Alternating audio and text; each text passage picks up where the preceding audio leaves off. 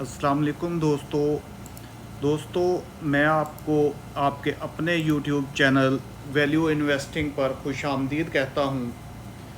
दोस्तों, आज हम एग्रो फर्टिलाइज़र और एफएफसी के कंपैरेटिव एनालिसिस करेंगे।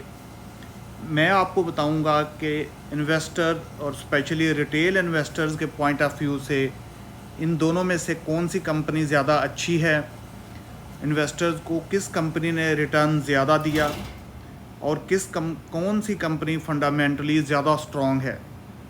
आगे बढ़ने से पहले मैं आपको बताऊं कि ये वीडियो आज की 2 पार्ट्स पर मुश्तमिल होगी, क्योंकि फर्स्ट पार्ट में हम एक मटेरियल इंफॉर्मेशन एफएफसी ने पाकिस्तान स्टॉक एक्सचेंज के साथ जुम्मे के दिन एक मटेरियल इंफॉर्मेशन शेयर की है 19 जुलाई 2014 को, जिसके मुताबिक एफएफसी के बोर्ड ऑफ डायरेक्टर्स ने इस चीज़ का अप्रूवल दिया है कि एफएफसी और एफएफबीएल का मर्जर कर दिया जाए।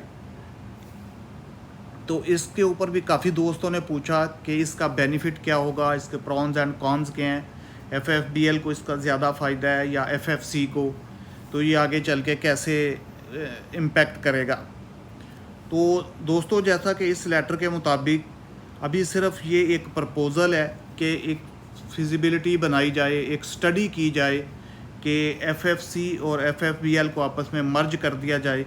अभी हमारे पास कोई ज़्यादा डिटेल नहीं है, कोई इंफॉर्मेशन नहीं कि वो इनका कोई क्या टर्म एंड कंडीशंस आपस में सेटल हुई हैं, क्या फ्रेम ऑफ वर्क बने जिसके मुताबिक हम एनालाइज़ कर पाएँ कि ये मर्जर किस कंपनी के ऊपर, एफएफसी और एफएफबीएल के ऊपर किस तरह इम्पेक्ट करेगा। तो मेरी अपने एक्सपीरियंस के मुताबिक ये 6 माह से 1 साल ले लेगा टू गेट मटेरियलाइज, कि हमारे पास कोई सॉलिड इंफॉर्मेशन आए, कोई ऐसा डाटा आए, ऐसी टर्म एंड कंडीशंस आएँ, ऐसी मोडेलिटीज़ आएँ जिनकी बेस पे हम एनालिसिस कर सकें कि ये इस मर्जर का एफएफसी और एफएफबीएल के ऊपर क्या असर होगा। तो ये अभी 6 माह से 1 साल ले लेगा, हम फिर शायद हमारे पास कोई ऐसी सॉलिड इन्फॉर्मेशन आए जिसकी बेस के ऊपर हम एनालाइज़ कर सकें। लेकिन यहाँ पे मैं थोड़ा सा आपको फंडामेंटल एनालिसिस की बेस पर बताता हूँ कि अगर ये डील मैच्योर हो जाती है तो ये एफएफबीएल के लिए काफ़ी फ़ायदा मंद रहेगी, एफएफबीएल के लिए ये विन विन है। ये मैं ऐसा इसलिए कह रहा हूँ कुछ फंडामेंटल एनालिसिस की बेस पे कि FFBL is not a continuous profit making entity and even not a growing entity. आप ये देखें कि 2019 में 4 रुपये 93 पैसा इसका लॉस था एफएफबीएल का। 2016 की अर्निंग सिर्फ 1 रुपया है, 2018 की अर्निंग 1 रुपया 68 पैसे है, और 2023 का डाटा यहाँ पे नहीं है, लेकिन 2023 में एफएफबीएल ने 3 रुपये और गालबन 43 पैसे अर्निंग की थी। और अगर मैं आपको दिखाऊं, एफएफबीएल ने 2023 के 4th क्वार्टर में, ये अभी मैं कंप्लीट डाटा एनालाइज कर रहा था, तो एफएफबीएल ने 2023 के 4th क्वार्टर में 4 रुपये लॉस शो किया। अभी मैं आपको दिखाता हूँ, ये एनुअल है, ये क्वार्टरली डेटा है। तो यहाँ से आप देख सकते हैं कि 2023 के फर्स्ट क्वार्टर में एफएफबीएल ने 4 रुपये 20 पैसे लॉस शो किया। तो यहाँ से आप ये देख सकते हैं कि एफएफबीएल एक प्रॉफिट मेकिंग एंटिटी नहीं है, और ग्रोथ तो दूर की बात है। इसके अलावा भी मैं अगर आपको एक और चीज़ दिखाऊं, ये आप देखें नेट प्रॉफिट मार्जिन बहुत नॉमिनल है, 4 रुपये 18 पैसे।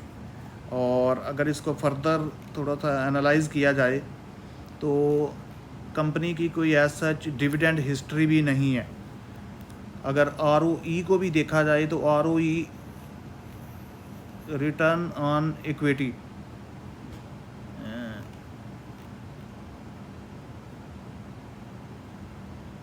रिटर्न ऑन इक्विटी 17.58 है, जो कि रिलेटिवली अच्छा है, गुड कह सकते हैं इसको, एक्सीलेंट तो नहीं कह सकते।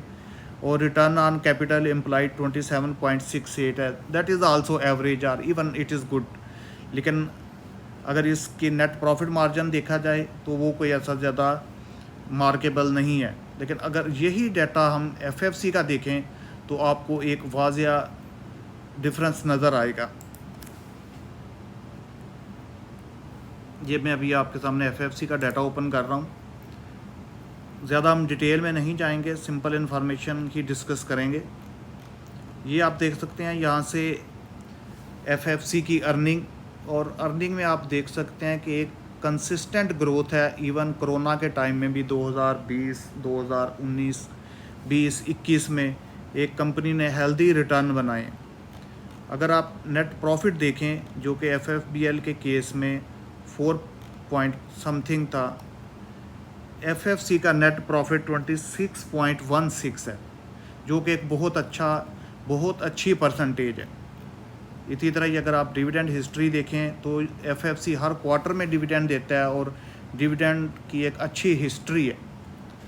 अगर आप रिटर्न ऑन इक्विटी देखें तो ये 31% है, जो कि एफएफबीएल के केस में गालिबन 17% था।